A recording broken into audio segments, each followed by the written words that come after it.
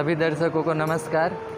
आज एक बहुत ही अद्भुत कार्यक्रम में मैं आया हूँ, जहाँ पे अखिल भारतीय माँ नर्मदा परिक्रमा सेवा संघ, जो रत्नाकर संगम जोन है गुजरात में, उनका एक कार्यक्रम है जिनमें परिक्रमा के बारे में बहुत सारे डिबेट और बहुत सारे वार्तालाप होगी। और इस कार्यक्रम में मैं आया हूँ, बहुत खुशी हो रही है, आप देख सकते हो। मुझे तो बहुत आश्चर्य हुआ कि परिक्रमा के बारे में भी जानने के लिए इतने बहुत से लोग उत्सुक हैं। तो देखते रहिए मेरी चैनल अनोखा यात्री, और पूरा कार्यक्रम मैं आपको दिखाता रहूँगा। और राजू चाचा भी आ चुके हैं, चंद्रकांत चाचा भी। नर्मदे हर पंचकोशी में हम साथ में थे। हाँ देखिए, पंचकोशी में हम साथ में थे और आज दोबारा से भी मुलाकात हुई है और बहुत दूर दूर से भी लोग यहाँ पे आए हैं। तो अभी थोड़ी देर बाद ये कार्यक्रम शुरू होगा और इसमें जो मेन मुद्दे हैं वो यही है कि परिक्रमा वासियों के लिए क्या क्या मतलब जिम्मेदारियाँ, उनकी क्या सेवा की जाएगी। तो नर्मदे हर, आप कहाँ से हो? मैं धरणगांव जलगांव। अच्छा, तो महाराष्ट्र से चाचा आए हैं धरणगांव से। तो आपने परिक्रमा की है? अच्छा, कैसा अनुभव रहा आपका? वो तो मेरे का अनुभव आयुष्य में ऐसा अनुभव कभी भी नहीं मिलेगा। अच्छा, अनुभव। तो चाचा बोल रहे हैं कि लाइफ में ऐसा अनुभव कभी नहीं मिल सकता। परिक्रमा में ऐसे अनुभव और ऐसी मैया के साक्षात्कार होते हैं। तो बहुत से लोग आए हैं बारी बारी से, जैसे जैसे उनके पास समय होगा वैसे वैसे आपको मैं सब बताता रहूँगा। नर्मदे हर।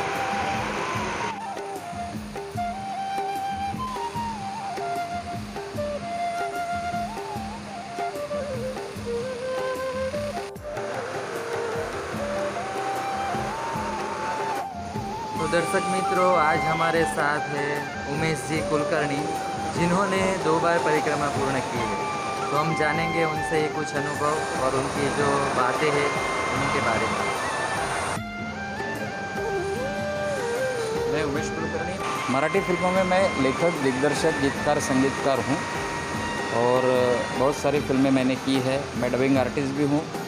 लेकिन जब मेरे गुरु ने मुझे कहा कि तुम्हें परिक्रमा करनी है, तो मैं भूल गया था। मैं 95, 97, 99 में 3 परिक्रमा करने का मेरा संकल्प था, लेकिन उस वक्त मैं कर नहीं पाया। लेकिन 19 में मैंने परिक्रमा की, 10 अगस्त 19, और मेरी परिक्रमा समाप्ति थी 29 फरवरी 2020। ये परिक्रमा में मैंने देखा, गुरु ने जो कहा था कि बहुत सारी त्रुटियां हैं, परिक्रमा वासियों की तरफ से भी है और परिक्रमा वासियों की सेवा करने वालों की भी है। तो मैंने सोचा कि क्यों ना इसके ऊपर हम एक संगठन तैयार करें। तो उसके बाद में मैं पैदल चलते चलते आमेरा में जब पहुंचा, तो वहाँ पे हमारे जो राष्ट्रीय संयोजक है यानी अध्यक्ष जो है, तो उनका नाम है सतीश चौबे जी। हम दोनों में बहुत अच्छी बातें हुई, मंथन हुआ और उसमें से हमने सोचा कि अखिल भारतीय माँ नर्मदा परिक्रमा सेवा संघ का संगठन करें। और हमने ये राष्ट्रीय स्तर पे गुजरात सरकार से नहीं, मध्य प्रदेश सरकार से नहीं या महाराष्ट्र सरकार से नहीं, इसका हमने निर्माण जो है वो दिल्ली सरकार से किया है। और हमारा पंजीकरण जो है, जिसको रजिस्ट्रेशन कहते हैं, वो दिल्ली से है। परिक्रमा वासियों की सेवा निःशुल्कता से होती है, निस्वार्थता से होती है, ये भी हम बता देंगे। और उसके लिए संगठन का हमने ये किया है, जिसकी आज सूरत में बैठक हो रही है और हम सब यहाँ पे सूरत में आए हैं। नर्मदे हर, जिंदगी भर। नमस्कार दोस्तों, तो जैसे मैंने बताया था वैसे धीरे धीरे करके सभी लोग आ रहे हैं और कार्यक्रम शुरू होने की थोड़ी देर है। तो ये सब लोग आए हुए हैं जो बहुत ही खुश है, बहुत ही उत्साहित है। और अभी कार्यक्रम चालू होने में पूरी तैयारी हो चुकी है।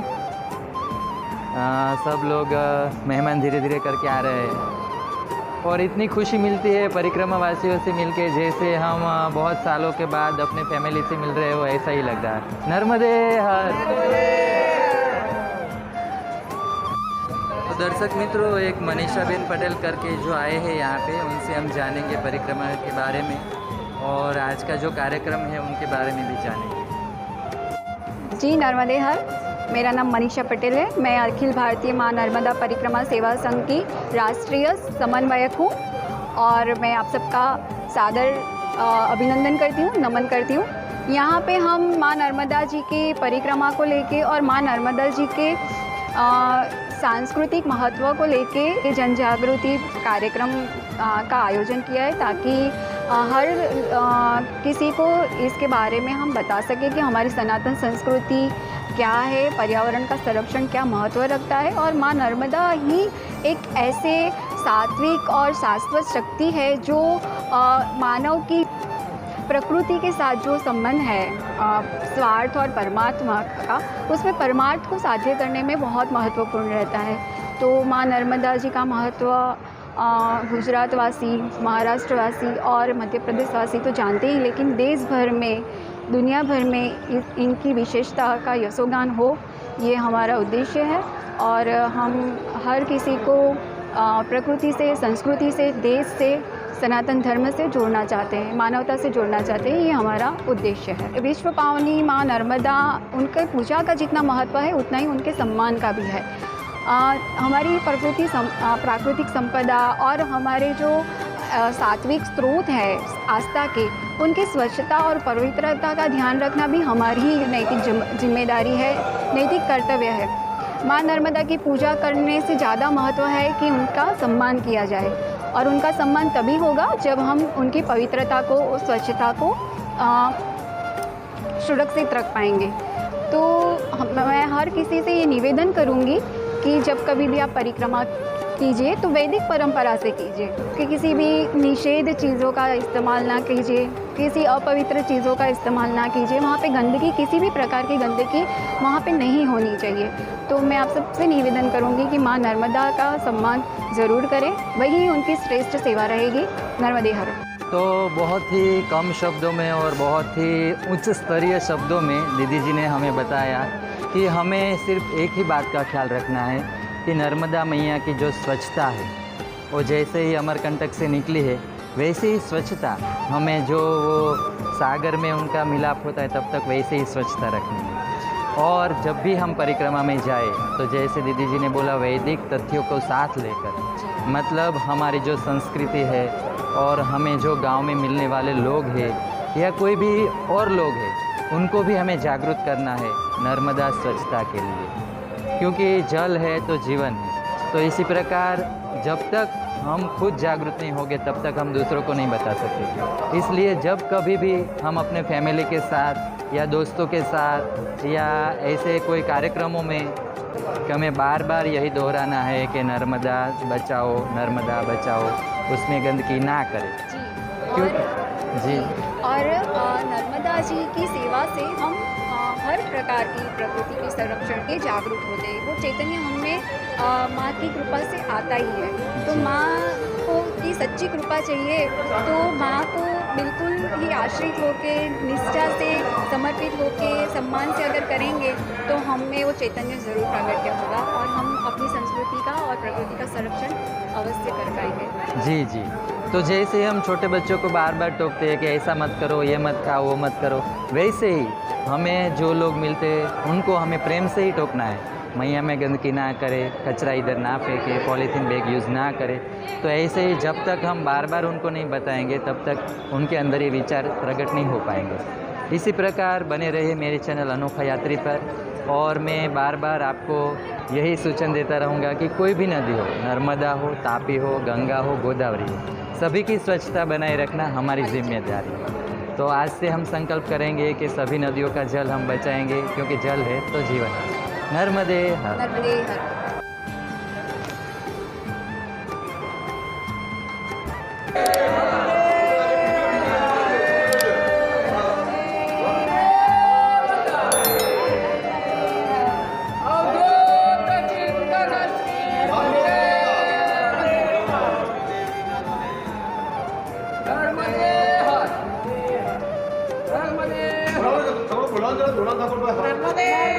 और आज के कार्यक्रम में जो मेहमान आए हैं उन सभी के मैं आपको दर्शन करवाना चाहता हूँ। बहुत अलग अलग जगहों से सब लोग एक साथ आए हैं और बहुत ही खुशी है इनके चेहरों पर, क्योंकि एक ही परिवार से जुड़े होने का एक एहसास है, जो माँ नर्मदा के साथ रहकर हम सब एक परिवार से जुड़े हैं। तो ये खुशी उनके चेहरे पर दिखाई दे रही है, बहुत ही खुशी है। नर्मदे।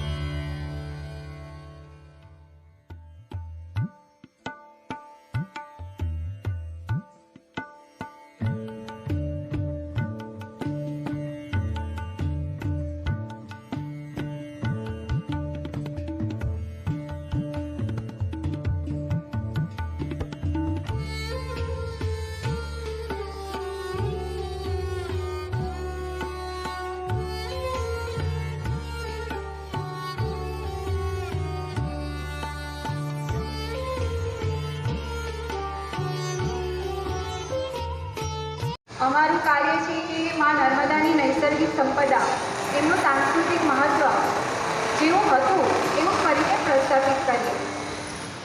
અમારા ઉદ્દેશ્યમાં માના જે આપણા પૌરાણિક તીર્થસ્થાનો છે એમના સંરક્ષણ માટે એમના જીર્ણોદ્ધારનું કાર્ય કરવું એ પણ અમારા ઉદ્દેશ્યનો એક ભાગ છે.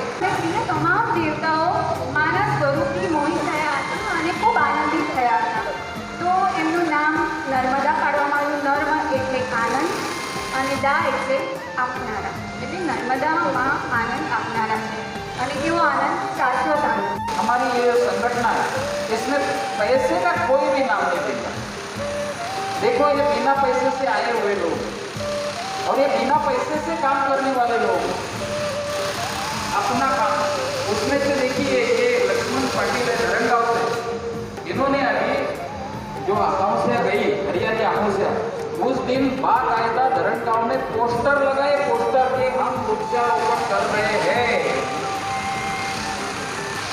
के ये देखो तीनों, उसके साथ में वो छोटी लड़की है, उसने भी नर्मदा परिक्रमा की। सियाराम बाबा तेली भट्टियाल नाम से गांव है, उनकी उम्र है 127 साल।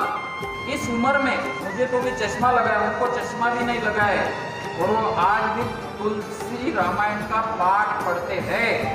अगर आप गए और आपने 2000 की नोट दे दी तो वो तुम्हारी तरफ देखेंगे, हंसेंगे, आशीर्वाद देंगे, और 1990 रुपये, 1990 रुपये तुमको वापस कर दे। वो कितना लेते हैं? 10 रुपये।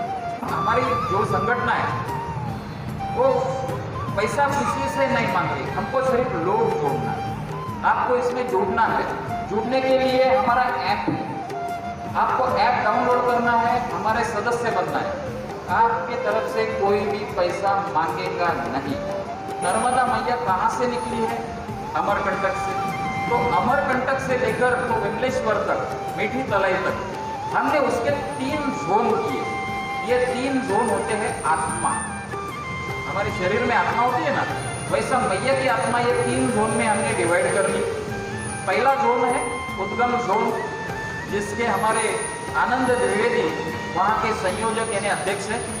हमारा मध्य जोन यानी नाभि जोन, नेमावर और हंडिया के बीच में मैया की नाभि है, वहाँ का जो है महेश गोयल जी जो है उनको हमने अध्यक्ष बनाया है। और तीसरा जोन है संगम जोन। संगम जोन की डॉक्टर लक्ष्मीबेन जो है इनको हमने अध्यक्ष बनाया है। बहुत अच्छा काम चल रहा है। मातृशक्ति विंग में सिर्फ और सिर्फ महिलाएं, मातृशक्ति वो आएंगी।